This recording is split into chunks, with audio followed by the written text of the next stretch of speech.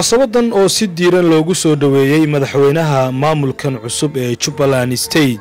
mudane Axmed Faarax Ducaale ayaa lagu qabtay galbeedka London iyadoo ay ka soo qayb galeen mas'uuliyiin ka socotay maamulada kale iyo waliba mas'uuliyiintii hore ee xukuumadii Farmaajo iyo kuwa hadda xilka haya Soomaaliya. waxaan ahay agaasimaha guud ee wasaaradda shaqada arrimaha bulshada dhalinyarada iyo isboortiga Soomaaliya. waxa aan jecelahay in aan u soo jeediyo hambalyo iyo bogaadin maamul goboleedka Jubaland State iyo madaxweynahooda Soomaaliya intii ka dambeysay dagaaladii ka dambeeyay waxa magaca Soomaaliya adduunweynaha gaarsiin jiray oo wadi jiray waa media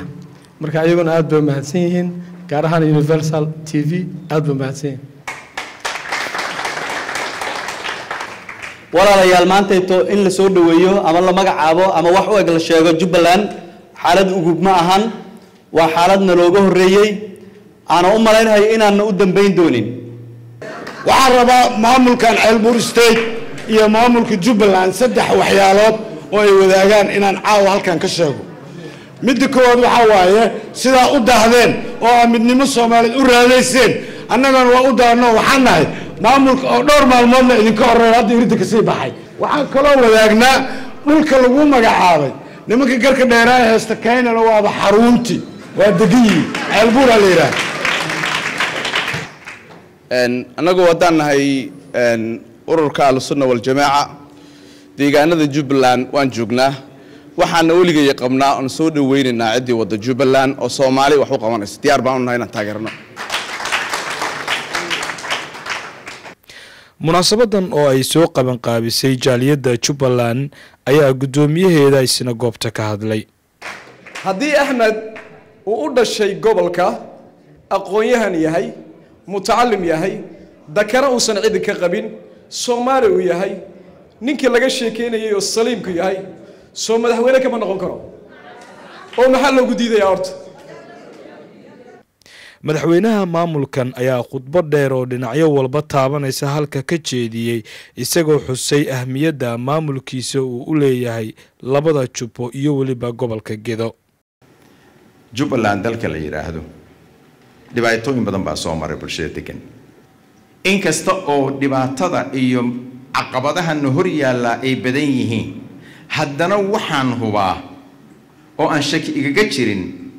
in ay ka badan yihiin rajada wanaagsan iyo waxtarka aan ka soo saari karno markii ay bulshada Soomaaliyeed ee Jubaland ay gacmaha isqabsato ayaan waxaan aaminka ku qabaa oo shaki igaga jirin caqabad kasta ee horta la ballaceedu intuu leeyahay laba jibaarkeed oo faa'iido inaan dhalin karno ayaan aaminsanahay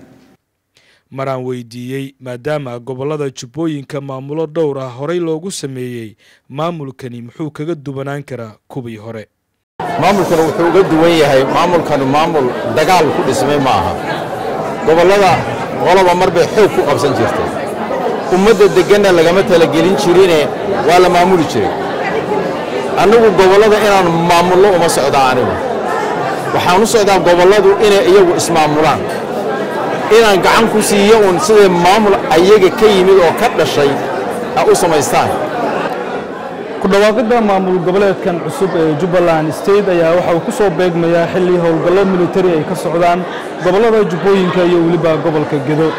si kastaba ahaatee mas'uulka maamulkan madaxweynaha ka ah mudane Axmed Faarax Ducaale ayaa waxa in ka badan 46 sanadood uu ku noolaa dalka Denmark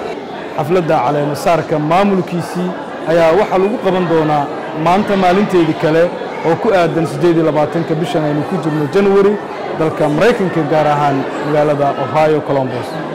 Ibrahim Umar Baafe wararka Universal London